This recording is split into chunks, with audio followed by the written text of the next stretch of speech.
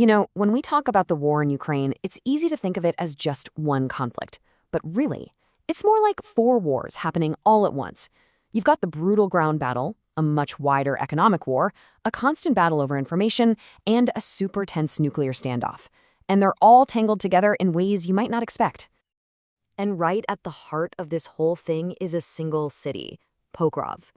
The intense house-to-house fight for this one strategic spot isn't just another frontline clash. It's kind of the ground zero for a much bigger global conflict.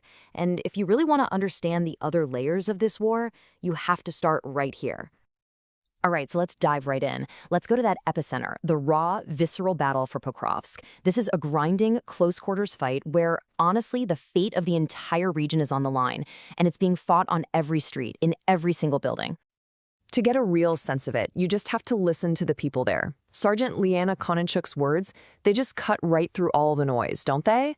This isn't some abstract political game. For the soldiers on the ground, the pressure is just immense, and the fight is getting more desperate by the day. And this brings us to a really key part of this battle, the war of words. On one side, you have Russia's defense ministry claiming the city is totally surrounded. But on the other, Ukrainian commanders are flat out denying it. So what's actually going on? Well, it turns out Russia isn't really doing these huge, all-out frontal assaults. Instead, they're using this seeping strategy. Small infantry groups basically sneak into the city, trying to avoid direct fights, and then they build up in urban areas. The goal? To slowly, piece by piece, erode the defense from the inside out, making the whole idea of a front line blurry and constantly shifting. Okay, so while that brutal fight is happening on the ground in Pokrovsk, Ukraine is basically opening up a whole new front. They're expanding the war deep inside Russia, hitting them where it really hurts, their wallet. They're using long-range drones to target the very economic engine that pays for the assault on cities like Pokrovsk. And the impact has been absolutely massive. I mean, look at this. Because of these strikes, Russia's crude oil exports have just plummeted to a 4-year low. Now, that's not just some abstract number. We're talking about tens of millions of dollars in lost revenue for Russia every single day. The first phase of this whole strategy was all about oil refineries. By hitting more than half of Russia's biggest ones, Ukraine has seriously damaged their fuel production, messed up global exports, and even caused major gasoline shortages across Russia. But the strategy is evolving. Now, Ukraine is going after Russia's power grid.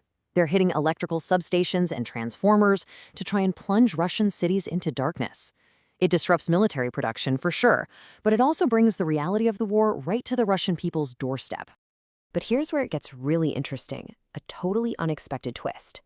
With all that Russian refining capacity knocked offline, the global supply of products like gasoline got super tight. And guess what happened? Profit margins went through the roof. 4 of the top Western oil companies saw their refining profits jump by 61% in a single quarter. It's just a stark reminder of how interconnected our global economy is. One country's loss can literally become another's gain. But this war isn't just being fought with bullets and drones. It's also being fought in our minds, for our attention. And that brings us to the third circle of conflict, the information war. This is a relentless 24/7 battle to control the story and shape how we all see what's happening. And a key weapon in this fight is disinformation. For example, Russian propaganda has been using AI-generated videos to try and show these mass surrenders of Ukrainian troops. But there are ways you can spot them.